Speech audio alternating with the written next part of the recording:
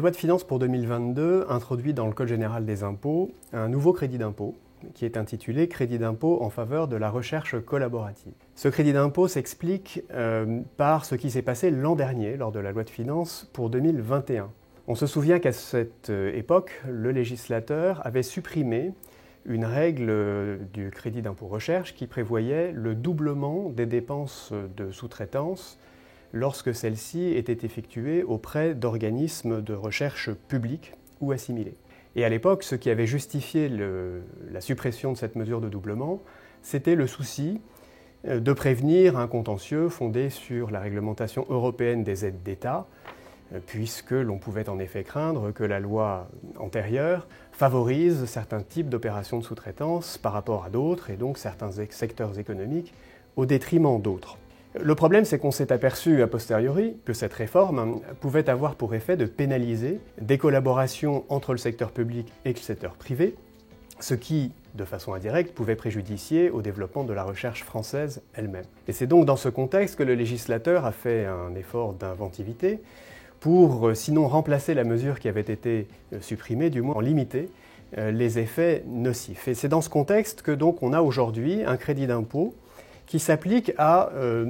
des dépenses qui sont effectuées dans le cadre de contrats dits de partage des risques et des résultats liés à des projets de recherche, ce qu'on appelle la recherche collaborative. Alors ça n'est pas tout à fait la même chose que la sous-traitance, parce que la sous-traitance suppose que le sous-traitant facture une marge commerciale à son client, alors que la dynamique de la recherche collaborative repose sur l'idée d'un partage des coûts,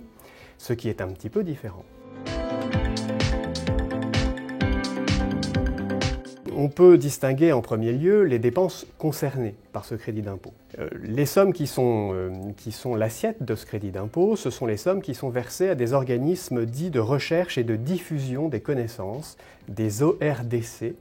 ce concept étant défini dans une communication de la Commission européenne de 2014. Ce qu'il faut retenir de cette mesure qui est assez touffue, c'est que ces organismes dits de recherche et de diffusion des connaissances ne doivent pas être liés à l'entreprise qui expose la dépense, et d'autre part, ces organismes doivent être agréés par le ministre chargé de la recherche. D'autre part, les contrats qui ouvrent droit à ce crédit d'impôt doivent être conclus entre le 1er janvier 2022 et le 31 décembre 2025. Alors, je ne détaille pas ici l'ensemble des conditions qui sont posées par la loi pour bénéficier de ce crédit d'impôt. Le point qui me paraît important, c'est de bien mémoriser que les dépenses qui doivent être faites doivent être facturées par l'organisme de recherche pour leur coût de revient, ce qui, encore une fois, permet de distinguer ce type d'opération des opérations de sous-traitance classiques. C'est assez simple, le montant est de 40% en principe, taux qui est porté à 50% pour les entreprises qui répondent à la définition des PME communautaires. Quant à l'assiette elle-même, eh bien, c'est le montant des dépenses, très classiquement, avec néanmoins un plafond qui est de 6 millions d'euros par an. La loi prévoit également un certain nombre de retraitements des sommes qui peuvent faire l'objet de ce crédit d'impôt. Il y a en particulier à signaler une diminution de l'assiette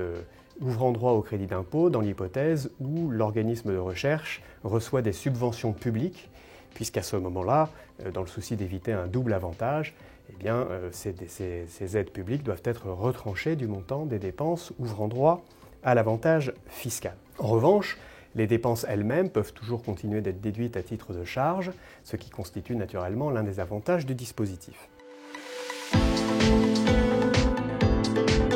Ce ne sont pas des mécanismes identiques, même s'ils sont évidemment très proches. D'ailleurs, le nouveau crédit d'impôt est inscrit à l'article 244 quater B bis du Code général des impôts, alors que le crédit d'impôt recherche est à l'article 244 quater B, donc il y a une proximité géographique et intellectuelle entre les deux mécanismes, mais les deux mécanismes sont néanmoins distincts d'un point de vue juridique. Ils sont distincts, mais ils ne sont pas totalement dissociables. En effet, il est important de signaler que les dépenses qui sont exposées par une entreprise dans le cadre de ce nouveau mécanisme sont prises en compte dans l'ensemble des dépenses qui permettent de déterminer le taux du crédit d'impôt recherche. On se souvient que dans le cadre du crédit d'impôt recherche, lorsqu'une entreprise expose des dépenses qui dépassent 100 millions d'euros, le taux du crédit d'impôt passe de 30% à 5%, et dans l'appréciation de ces 100 millions d'euros, il va désormais devoir falloir tenir compte des dépenses exposées dans le cadre du crédit d'impôt en faveur de la recherche collaborative. Pour le reste, les deux mécanismes sont extrêmement similaires et on voit bien que le crédit d'impôt recherche a servi de modèle lorsqu'il s'est agi de déterminer les modalités d'imputation sur l'impôt sur les sociétés du nouveau crédit d'impôt, les modalités de mobilisation de ce crédit d'impôt, les modalités de contrôle, les modalités de prescription. Donc ce sont manifestement deux crédits d'impôt complémentaires et l'on ne peut que se féliciter que le législateur ait su réagir pour promouvoir les partenariats public-privé.